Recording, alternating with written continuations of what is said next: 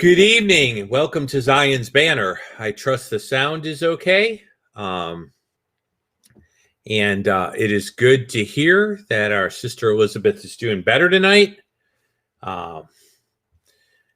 Be a few changes as time goes on, but we're planning to make some of the larger changes at the beginning of the year. So there'll be some hopeful improvements. I'm excited about where we're going and some of the things I'll be doing. For the prayer warriors, I really want to get a Zoom outreach study going and would appreciate your prayers.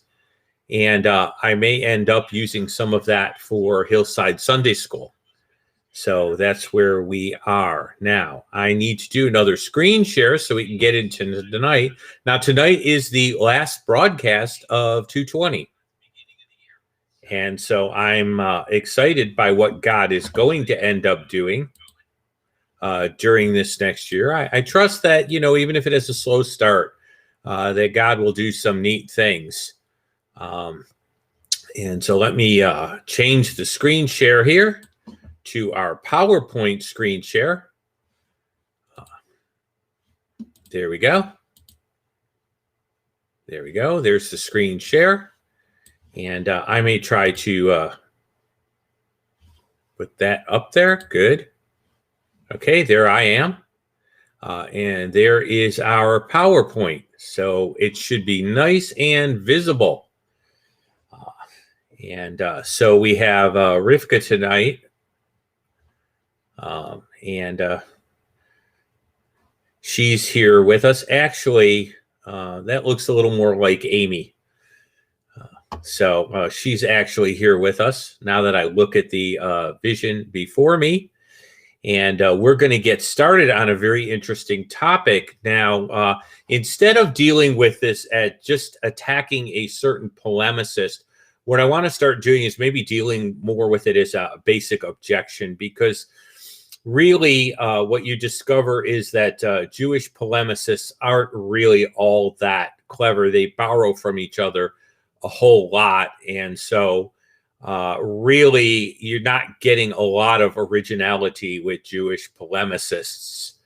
And so on those grounds, I think it would be good simply to go ahead and deal with this in terms of a general sort of argument, because really this argument especially is picked up by a lot of polemicists. And so the claim here is about Paul hating the Gospel of Matthew because some of its features.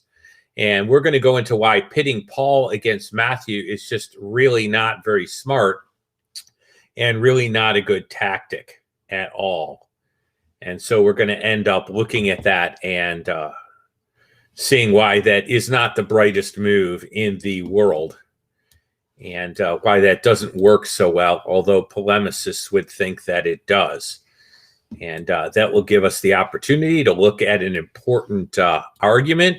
It'll give us the opportunity also to get better acquainted with Paul's writings, Paulinian theology, and what's called Matthewan or Matthean theology. Let me say on the outset that there are some distinctions in the focus of Paul and Matthew. Part of that has to do with the timing in which they wrote, which is certainly highly significant. It's good to see that Steve is in the room and wishing us a shalom. So as I said, we've got Amy. Sometimes, you just have a blank moment and you forget somebody's name. Actually, these are virtual assistants. I'll let you know that, but I'm having a little fun with you. So let me put it up the way the detractor puts it. Now, this is a particular tractor that I've heard, but this argument is such that it's not necessary for me to pull up the exact clip.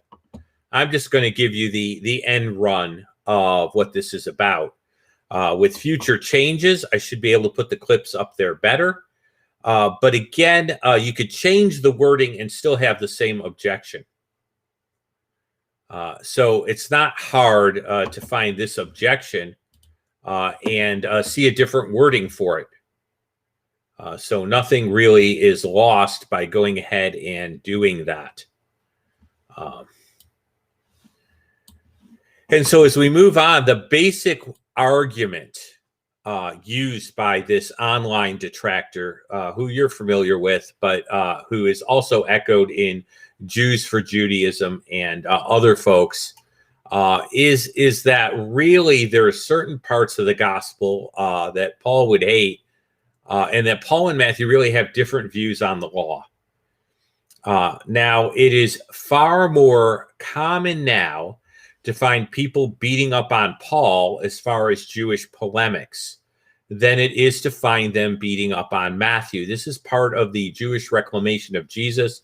If you look at Matthew, look at his teaching, some people are recognizing those style of teaching, the things he talked about, as being very, very contemporary with Second Temple Judaism. And what they're seeing is the Jewishness of Jesus. But Paul is the whipping boy. He's the guy that everyone loves to hate. And so he takes a real beating here. And the idea behind this objection is essentially not just that Paul's a bad guy, but that we can invalidate the entire New Testament, because what you really have are different theologies in the New Testament. And it's really not consistent, and it couldn't be from God.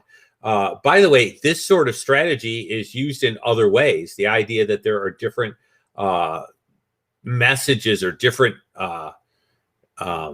theologies in the New Testament. This is like a Bart Ehrman type of argument with a Jewish flavor in some ways, but it always centers around the law, because really the law is a key element and a key battleground as far as Jewish thinking, Orthodox Jewish rejection of Jesus, and as such. And so that's why you're often going to see this sort of thing. And so the idea is that Paul is really, the New Testament cannot be trusted. It clearly cannot be trusted. And there are different theologies. And Paul would never have agreed with Matthew. And he's presenting a later different theology that's just inconsistent. Okay. Now, I like to put up my methodology here. Again, one of the things we're going to do is we're going to ask some questions to clarify whether this is a valid point of view or an invalid point of view. And I want to encourage you again that one of the key things you can do as you look at an argument is to see if you can figure out why the detractor's making it. What are his presumptions that he's operating on? The largest one, of course, is that our protractor, as we're going to point out, already believes that the New Testament is junk. But under that, what are the underlying presumptions that one has to make to take this individual's point of view? Now, take those presumptions and turn them into questions. I have had the honor of speaking a lot to my dad, who's 91, about the gospel this week. In fact, I can honestly say that at least 3 times during the week, we've had a spiritual conversation. And just to give an example, my dad began to ask me whether I was a Darwinist. And so I began to see what the presumptions were on my dad's part. The presumptions have to do with inspiration.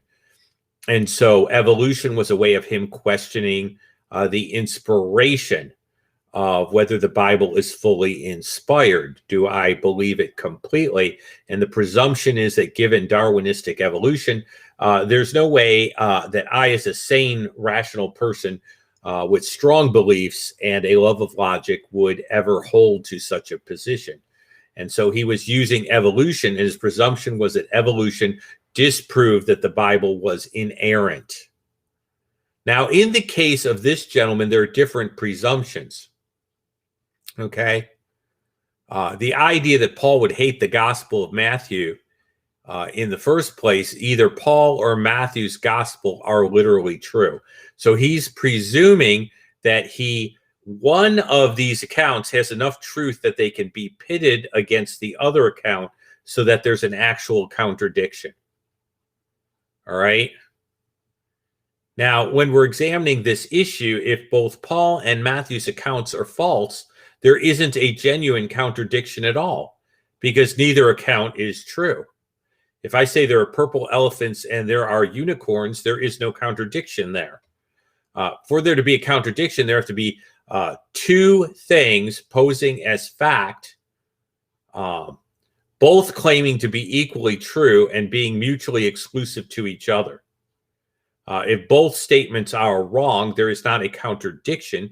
There is two wrong statements. My name is not Jeff, and I'm not married to Marlene. It's not a contradiction. Both of those statements are false. I am Jeff, and I am married to Marlene, and neither of those statements is mutually exclusive.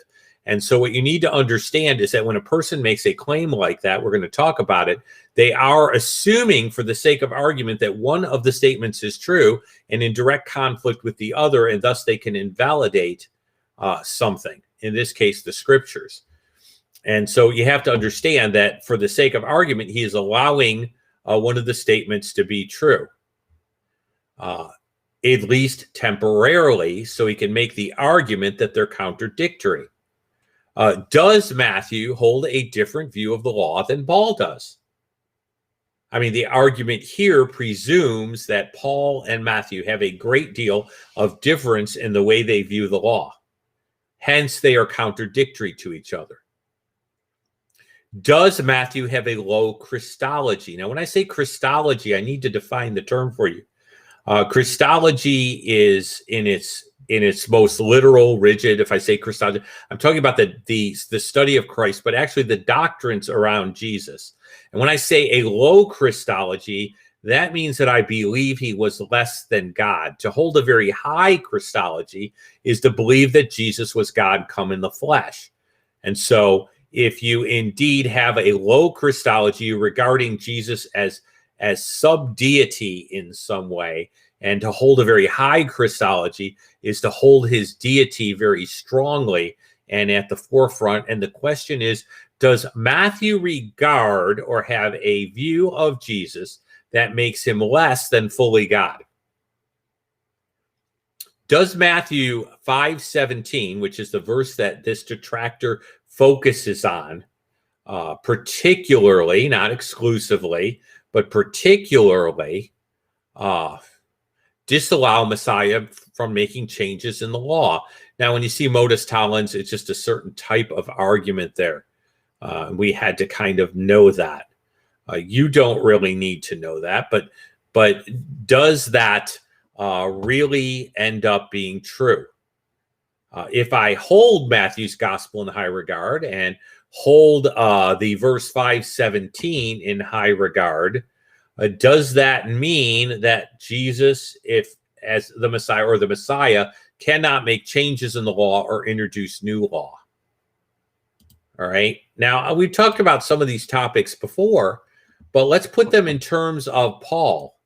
I've talked more about whether Paul was apostate, but do Matthew and Paul really have a different theology that is contradictory in these areas? And, you know, what Amy is going to point out here is that a contradiction has to begin with the assumption that one of the statements is true and the other one contradicts it. Again, if they're both false, there isn't a genuine contradiction there. Okay? And so one of the things you can do to break the horns of a dilemma like this, and this is really an argument from false dilemma, is to question the consistency of your detractor as far as his belief that at least one of the statements is true.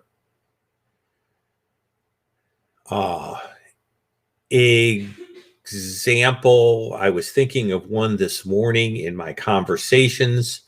But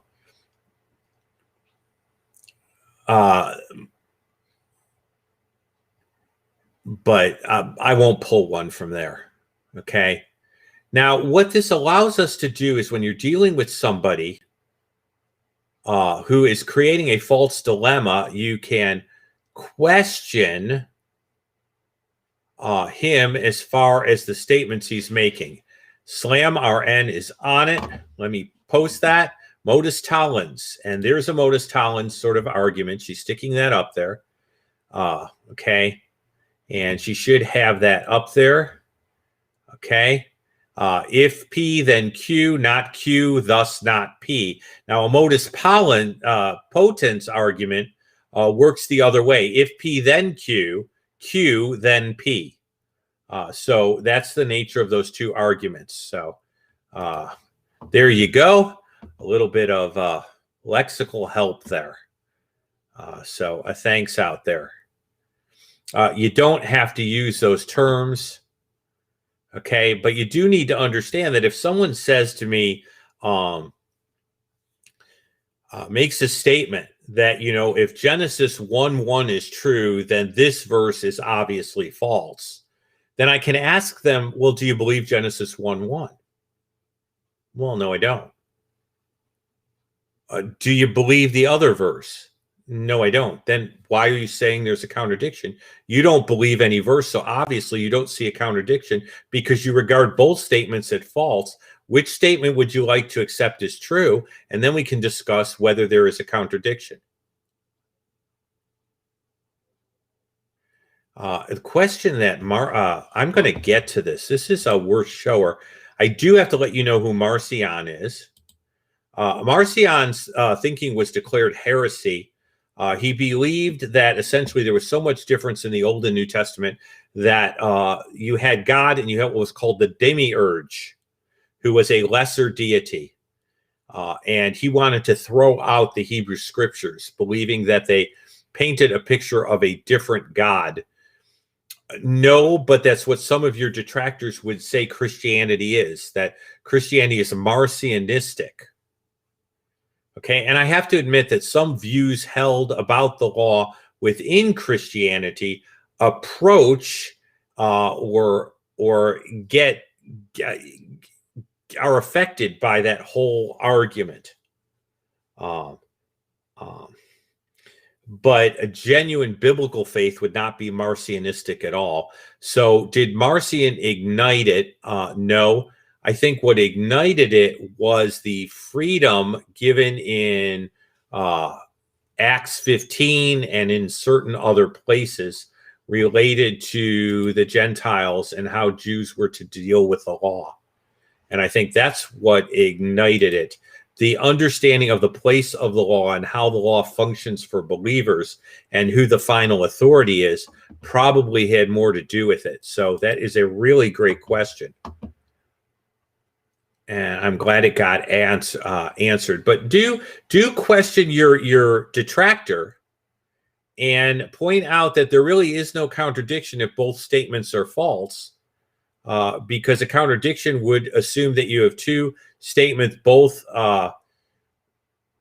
in contradiction to each other. At least one of the statements was true. Both statements couldn't be regarded true at the same time. But there's really not a contradiction if both statements are regarded as false. Then you ask, well, why are you worried about a contradiction at all?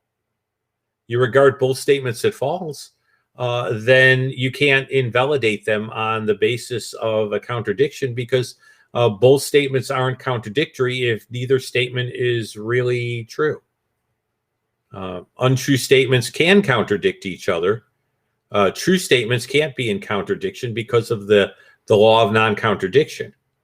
A and B both can't be true if they're mutually exclusive. But if A isn't true and B isn't true, then in what way are non-true things mutually exclusive to each other? Am I free to believe in Cinderella and unicorns at the same time? Spoiler alert if you follow closely Cinderella.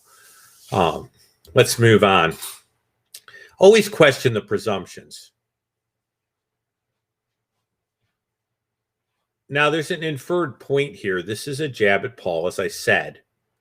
And the kind of inferred idea here that the author isn't, the detractor will never tell you, is that they're believing that Matthew and Paul have different views of the law when it comes to a certain area. They're not saying that Paul didn't know what the 10 Commandments were and Matthew didn't know what the 10 Commandments are.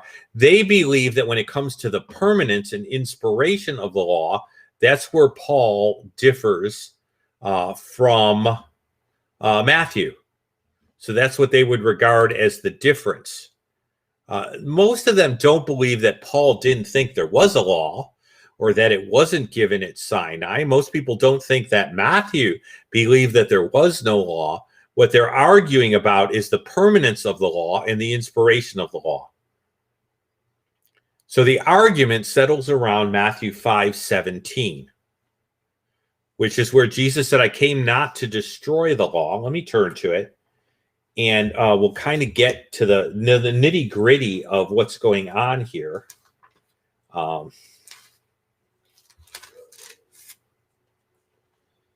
Okay. Do not think I've come to destroy the law or the prophets. I did not come to destroy, but to fulfill. And really, the detractor is really lumping 18 in with 17 and taking it as a whole thing. For assuredly, I say to you, heaven and earth will pass away, but not one tittle will by no means pass away from the law till all is fulfilled.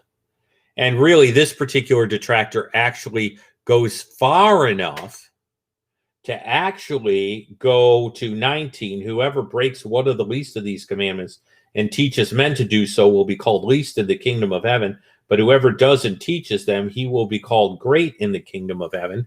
Now, interestingly enough, Jesus didn't say whoever teaches men to break one of these commandments will not get into heaven.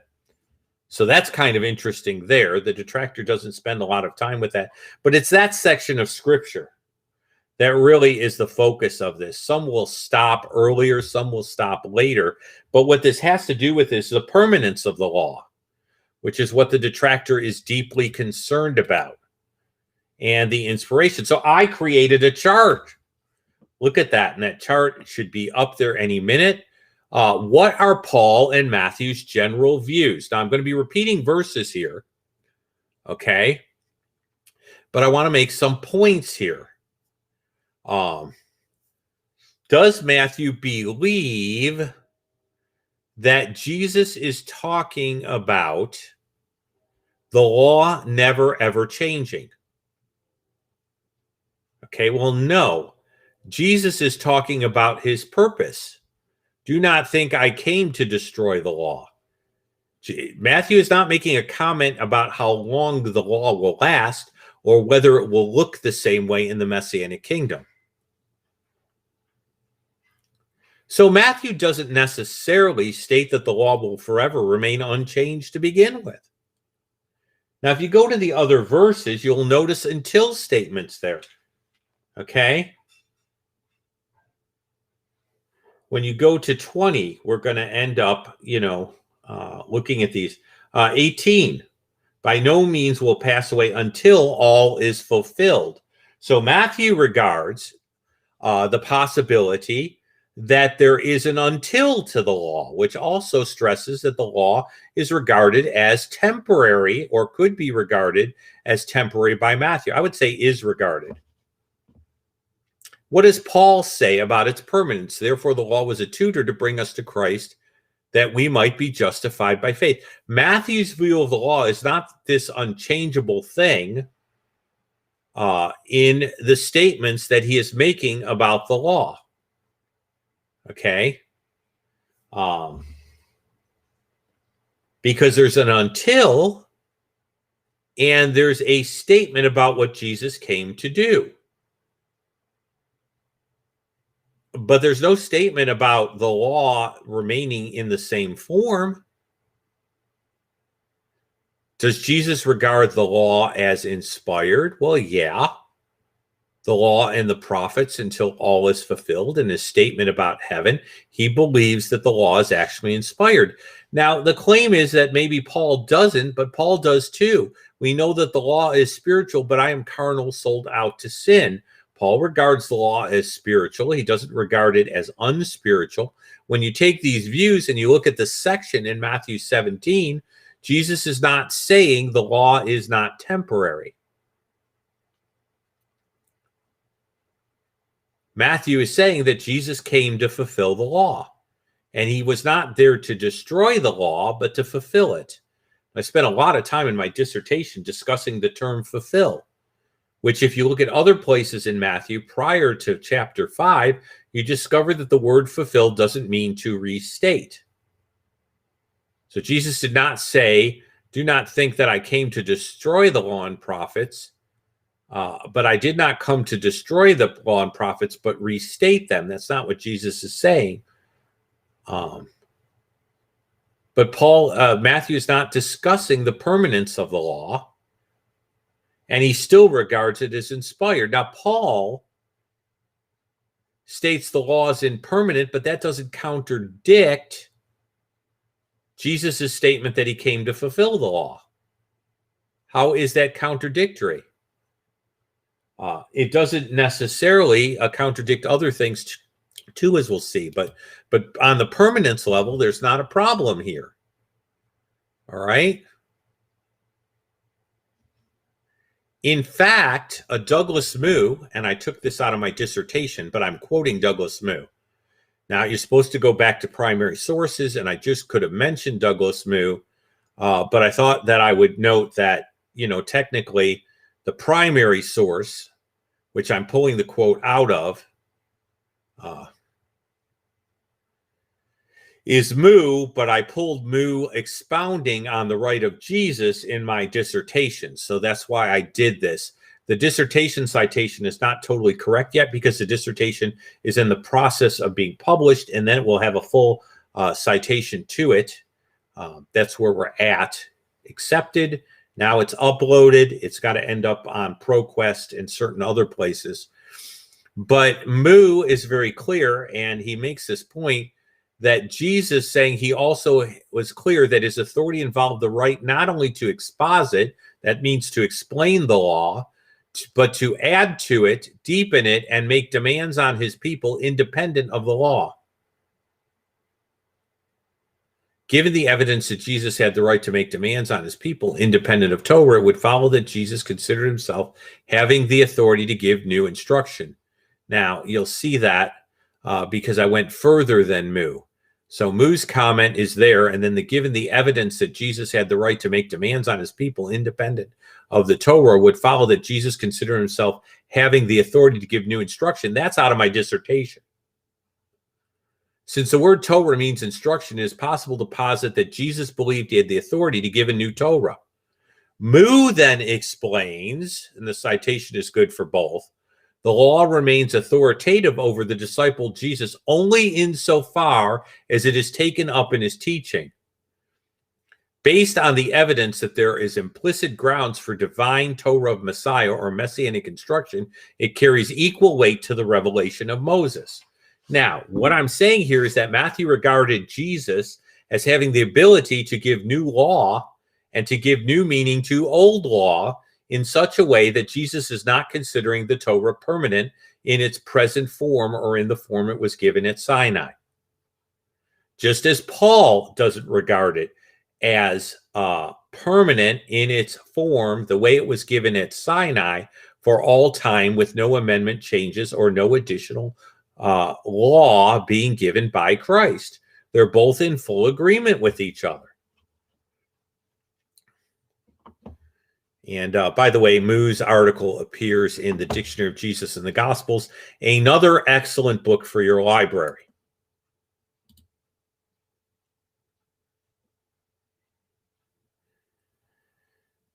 The detractor almost always will ignore the terminus point in Matthew's statement. To make Matthew be saying something other than Paul, you have to ignore the until.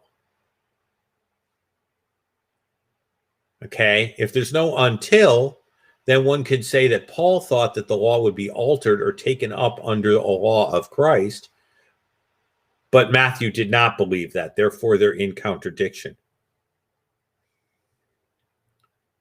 And so I stuck the Greek down there, but you see the until all is fulfilled? Helos ein panta ginetai in the Greek, until all is fulfilled. There's a terminus point. You see, Paul and Matthew both believed that when Messiah came, there would be changes and a new era would begin. And so Paul and Matthew really aren't in contradiction to each other. We're going to see exactly what they are doing and what they aren't doing. Okay? In fact, Paul and Matthew are actually in agreement, but the way Matthew is stating things is in terms of Jesus bringing the law to its fulfillment or its apex. Paul is focused more on how the church is to deal with the law in light of the reality of the Messianic era. And when you say the law is a pedagogos, and we've covered this, that's a temporary function. So what Paul is saying is the law's supervisory function ceased. Okay. And that's the main point. This is Moses Silva in his Galatians commentary. Okay, the Mosaic administration is subordinate to the Abrahamic covenant. Now, that's very interesting. Jewish detractors don't comprehend that the Mosaic covenant is an addition to the original Abrahamic covenant. And they don't actually get that. And that's what Moses de Silva is pointing out. Again, Matthew has a terminus point just like Paul does. And they both are around the Messianic era. Matthew puts it in terms of fulfillment and completion. Paul puts it in terms of supervision and pedagogos, in contrast to the Abrahamic covenant being fulfilled in Messiah, particularly in Galatians. So what do Matthew and Paul really agree on? Well, both of them agree that the Mosaic law is revelation from God. They both regarded it as the word of God. Matthew sees a terminus point in relation to a particular function. Both Matthew and Paul still think the law is instructive. Paul never disagrees that the law is instructive. A pedagogos is instructive. You're just not under the authority of the pedagogos once you become a mature son. Paul wouldn't hate Matthew's gospel or Matthew 5:17. Paul would look at Matthew as speaking while Jesus was walking the earth and the new covenant wasn't inaugurated, but he was on the cusp of the Messianic age, seeing that there would be a day when all was fulfilled, and then the law could take on a very different form and would take on a different form, and things would be different. And Paul is dealing with the church after the dawning of the Messianic age and how the law relates to them, understanding its supervisory value for Israel during the time before the Messiah came. Now, there's a great picture of this in C.S. Lewis. If you want to go to it, The Voyage of the Dawn Treader is absolutely beautiful, where Aslan is talking to a certain, he's using the term magician. Don't be put off by Lewis's language here. And says, are you going to appear to them? And Aslan says, no. That would be like Jesus' second coming sort of thing. It'll be years before they're ready for that. And they're having this conversation about the creatures that this magician supervises, still being under the rough magic. And the rough magic in Lewis's book here is the law. And what Aslan is saying is they're not ready for my appearance yet. They still need to be supervised by the pedagogos. And Lewis is grabbing this picture here. The perspective is different, but they don't hate each other. Both of them see a temporary state to the law in its form in which it was given in Sinai. But they're looking at it differently. Matthew's looking at the time on the cusp of the inauguration. Paul is looking after the new covenant's been inaugurated at the community of faith that is being called out. Now, our detractor doesn't understand any of this, which is why Jewish polemicists do such a lousy job, because they really don't understand what New Testament writers are saying or their perspective, as we'll get into later. And by the way, the same is true for some people on the Christian side that don't understand the very Jewish point of view of Paul and of Matthew.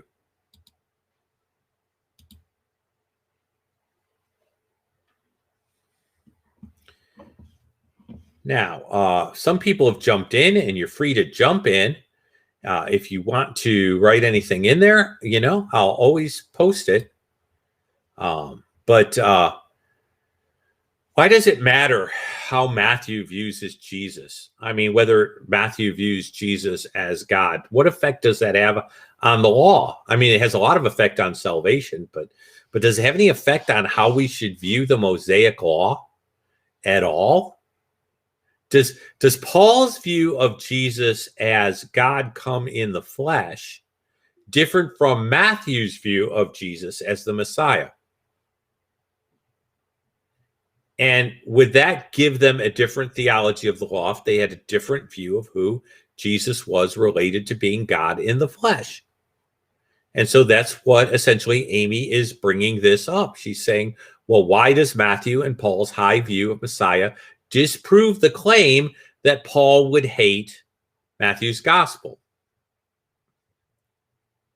Because I believe they both had an equally high view of who Jesus was.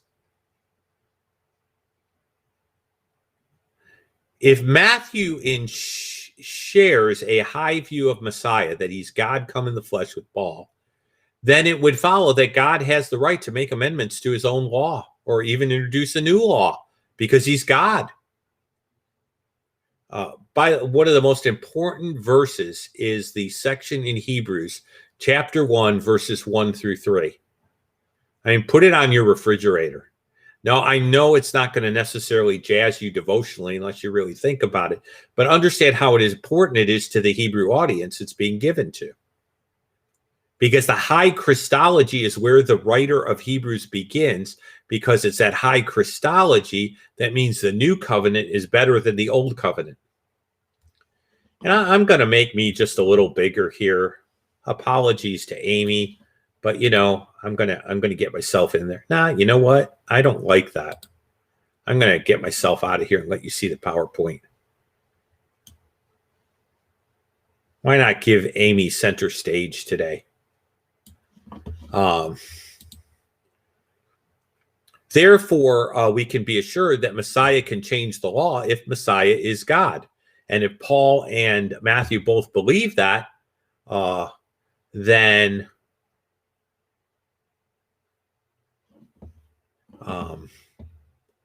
they would have the same view that the law could be changed.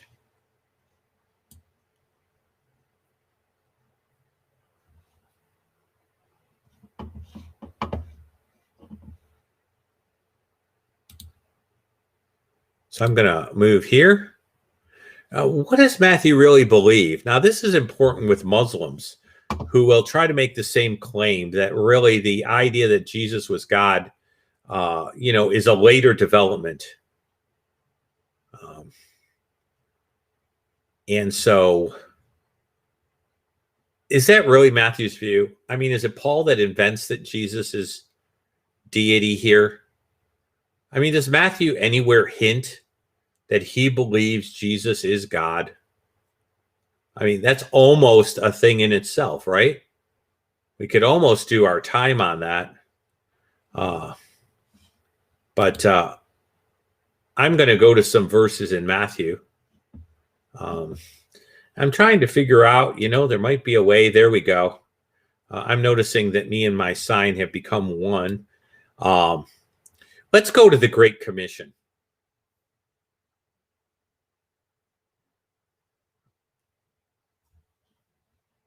And let's see who Paul thought Jesus was. Paul is quoting Matthew's quoting Jesus here. I mean, who does Jesus think he is? And Paul's writing, Matthew's writing this down. He must agree with Jesus, or he should have left this part out. Um, all authority has been given to me in heaven and earth. Go therefore and make disciples of all the nations. We all got that, right? Baptizing them in the name of the Father and of the Son and of the Holy Spirit. Teaching them to observe everything I've commanded you. Well, lo, I'm with you even to the end of the age. That's good to know, given that we're coming to the end of 2020, that Jesus is with us to the end of the age. That means he'll be present with us and enabling us in 2021. I could use that news right now. 2020 has been a hard year. Now, all authority is given to me in heaven and on earth. Wait a minute now. What does Matthew believe about authority? I mean, who's really in charge of the world in Matthew's worldview? Well, Matthew was a Jew, and he would have understood God as king of the universe. Now, Jesus just said that all authority was given to him. So either Matthew writing this down has to believe that God has abdicated his throne, because Jesus now has all authority. And, God just kind of gave the throne over to Jesus and abdicated. Or he has to believe pretty much that Jesus is deity, because he certainly wouldn't believe that God was not king of the universe as a Jew. So it sounds to me like Matthew's making a claim in writing this down. He's allowing for a claim by Jesus that Jesus is deity. But even more than that, Matthew's a smart enough Jewish person to know Daniel chapter 9, where the Son of Man, which Jesus called himself regularly, approaches the Ancient of Days and is given all glory, power, and authority, knowing full well that God said in the prophets he doesn't share his glory with anyone. And by his glory, I mean his divine prerogatives. It doesn't mean God doesn't share righteousness. He's given us Jesus' righteousness. We're talking about God's attributes of greatness here, as opposed to what theologians would call God's attributes of goodness. And we're talking about what's called his incommunicable attributes, as opposed to what theologians call his communicable attributes. Okay. And clearly Matthew's making a statement that seems like a very high Christological statement, that Messiah actually shares all of God's authority, which is not something that a Jewish person's going to say if he's not God. I mean, the day that an Orthodox rabbi claims to have all authority in heaven and on earth, he's going to be making a claim that classical Judaism doesn't have any place for.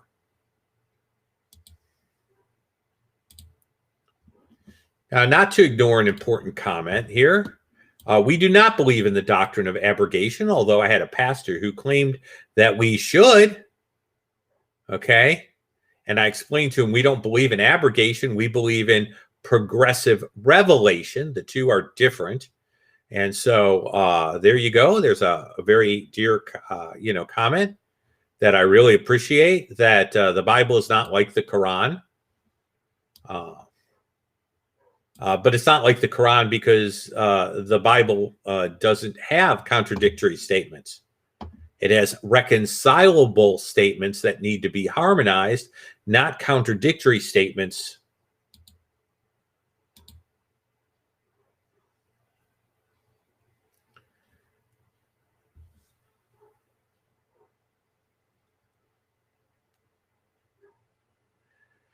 Now, let's get to a summary of this point. Paul and Matthew regard Jesus as having all authority of God, being deity. They would regard Jesus as having the right to change Torah, suspend Torah, or add new Torah. That wouldn't have been as big a problem.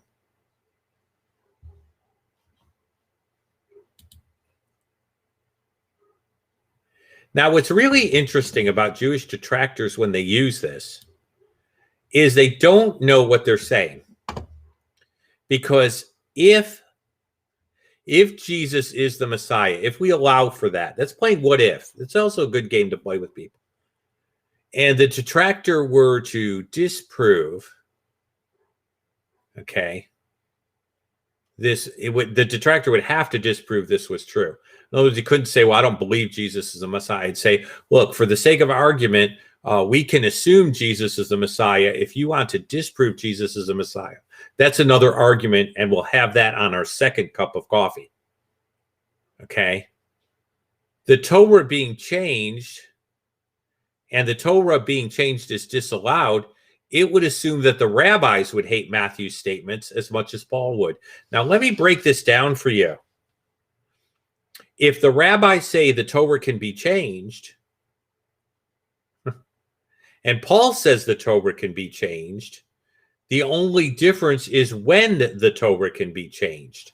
In other words, if this detractor is true, that Paul would hate Matthew, the rabbis would hate Matthew for the same reason, because he'd be proclaiming the Torah couldn't be changed.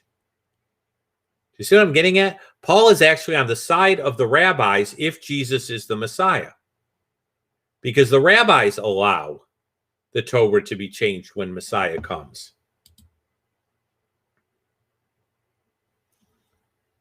Okay?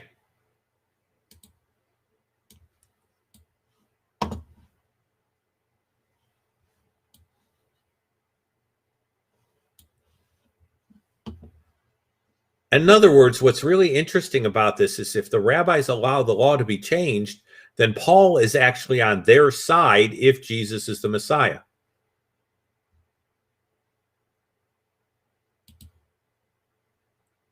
So let's see again what the rabbis allow. The rabbis seem to allow that there'll be changes in Torah, or maybe a totally new Torah given when Messiah comes. What the detractor is omitting, and this is so important, the New Testament writers simply believed they were living in the dawn of the Messianic era. What Paul and Matthew are doing is interpreting the scriptures from the perspective that the era of Messiah has begun. The rabbis allow changes for the Torah during the Messianic era. Paul thinks he's in the Messianic era. I believe we are, but we're looking at Paul's point of view. Then it follows the rabbis are obligated to hate Matthew just as much as Paul did. In other words, Paul's on their side. If the Messianic era has begun and Jesus is the Messiah, he would be actually taking the same position. Now, Amy's caught on to this, and she said, well, doesn't this affirm Paul's view as a legitimate view, given the Messianic perspective? In other words, if Paul's looking at this through the Messianic era,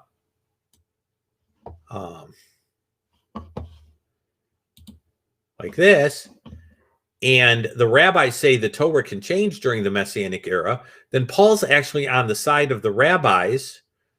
What they're disagreeing about isn't whether the law can change, but which era they're living in.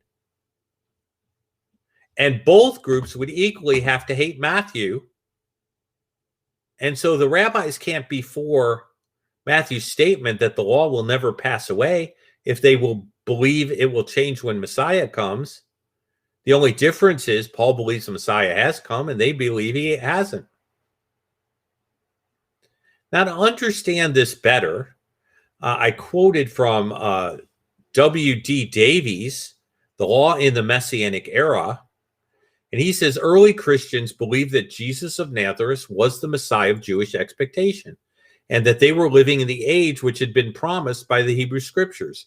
It would therefore seem natural that in trying to understand interactions between Torah, that's the law of Moses, and the gospel, and actually it's more than the law of Moses, it's the 5 books of Moses and the gospel.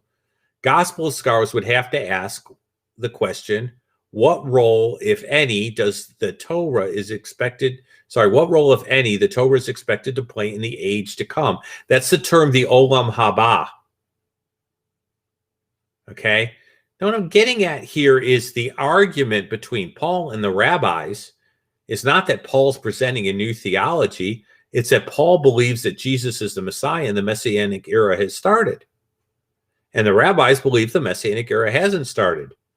And both of them, if they allow for changes in the Torah, would have the same problem with Matthew's statement if Matthew was saying the law didn't change.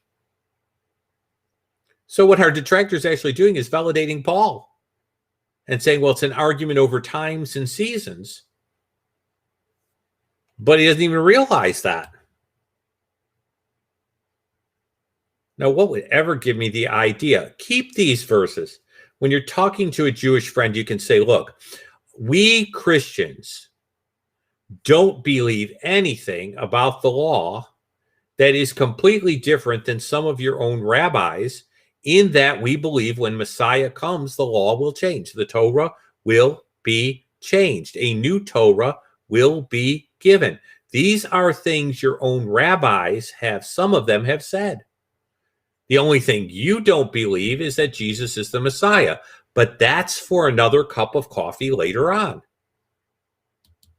But we're not really all that far apart.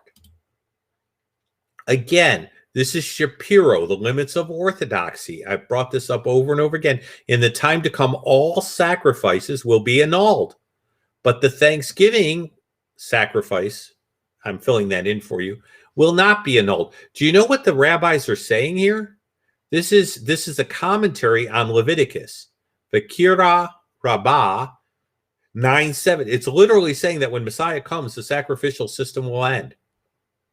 Wow. When did the sacrificial system end? 70 AD? Wow, then I should presume that the Messiah has come. Let's just follow that backwards.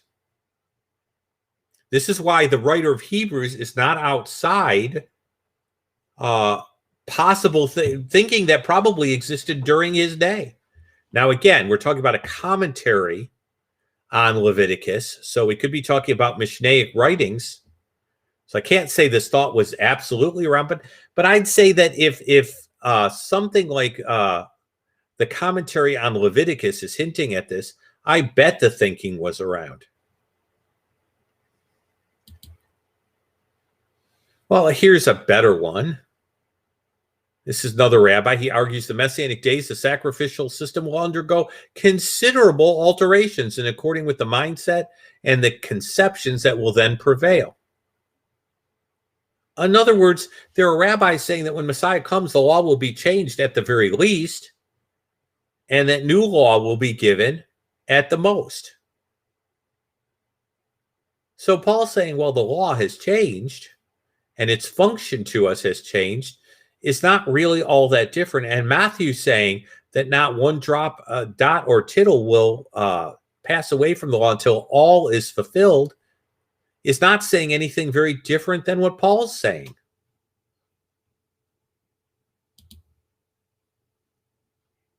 So where does that put us on this last broadcast and taking some things?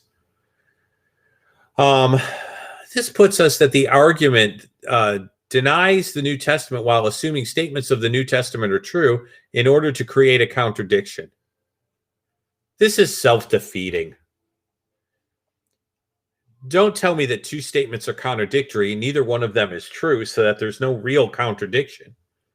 If I say there's a contradiction, I'm assuming, at least for the sake of argument, that one of the statements is true.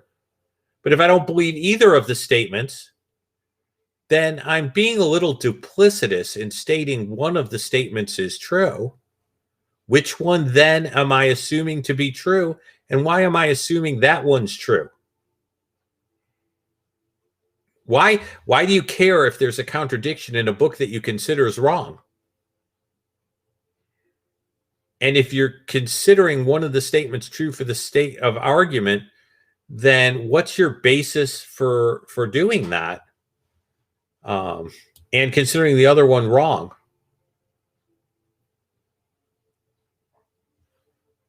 So, hey, it is good to see people connecting even outside these broadcasts. The argument assumes that there's a fundamental disagreement between Paul and Matthew as far as key characteristics of the law, but we see that both Paul and Matthew both allow for a terminus point to the law as it was given at Sinai.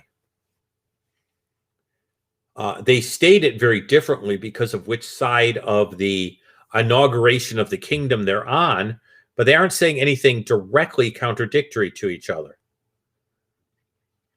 The argument ignores the fact that the rabbis end up taking a similar position as Paul in relation to changes in the Torah, even the possibility of a new Torah. This means the rabbis would agree with Paul if they had believed Jesus was the Messiah. The argument proves the disagreement is between the rabbis and the New Testament,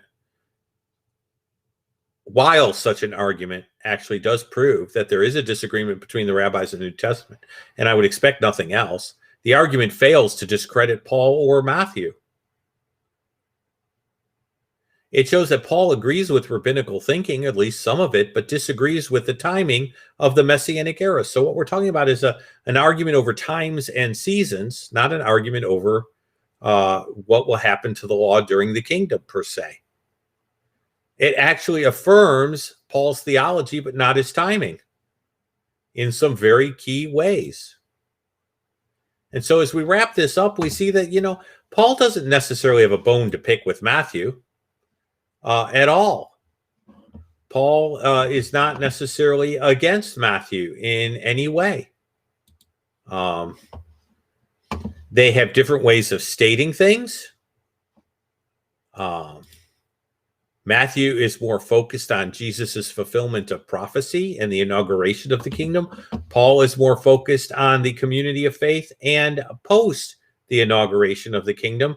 But Matthew never says that the law can't be changed or won't undergo variations or new law won't be given.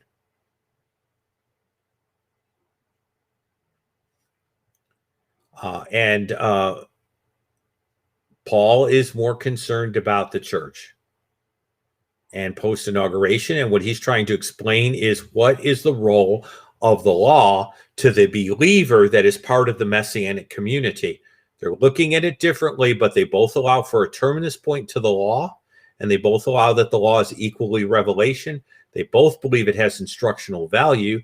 They just don't necessarily see it as having the authoritative regulatory role that it necessarily had.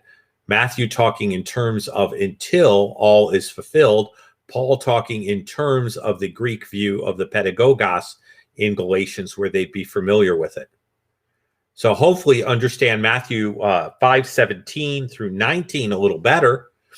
And you see that Paul is really more in line with the rabbis that came later, at the very least, if not some of the thinking of his day, than people want to admit, particularly Jewish polemicists.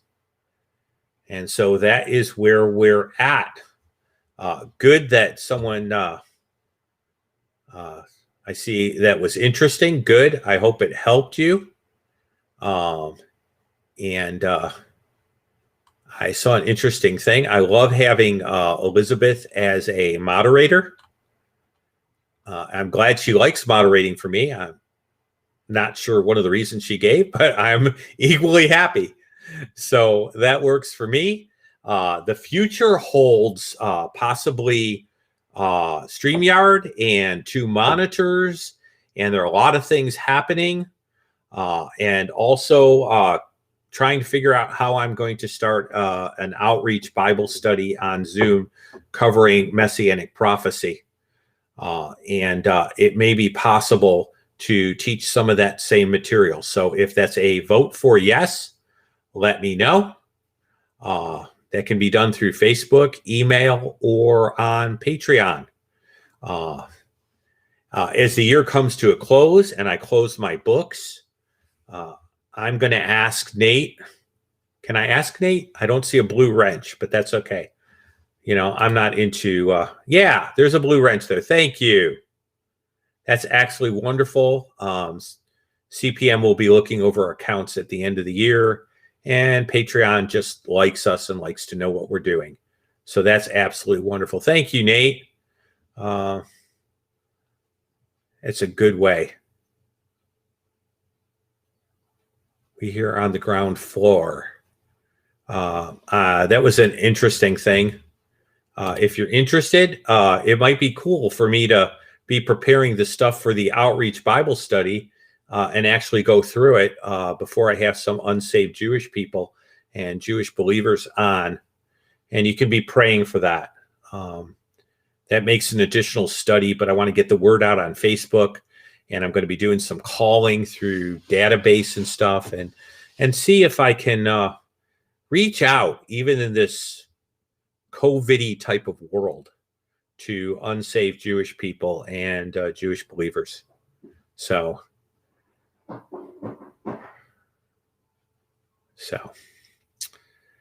well, I am excited to wish you a happy change in the Gregorian calendar, because the Jewish calendar already changed.